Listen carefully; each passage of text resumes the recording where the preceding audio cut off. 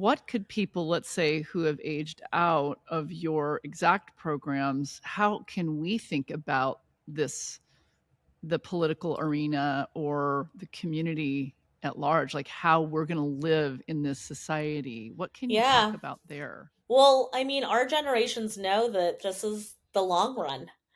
Yeah. That it is not just one election that decides every single thing, and that there is going to be another election, and it's going to happen very soon.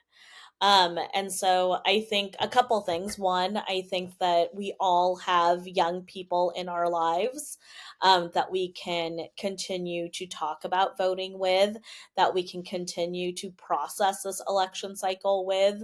I think that there is still a lot of opportunity to, if they haven't voted yet, to get them to the polls before the 5th. I think that there's an opportunity for generations to still encourage Gen Zers to mobilize their own peers and to still connect with their peers as we get closer to the 5th. And then I think that there is still this large component in terms of the long game is there's going to be more to do. The November 5th is a finish line for many reasons, but there is going to be a lot of work to do no matter what.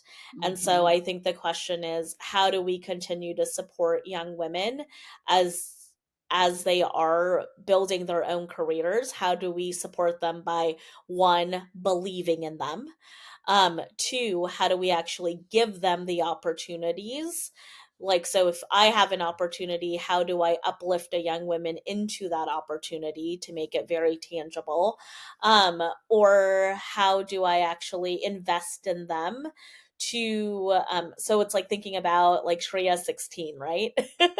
How many more Shreyas are there across the country that are also 16 that need to know that we have their back today, tomorrow, and for the next like 10 to 15 years as they get to their next generation?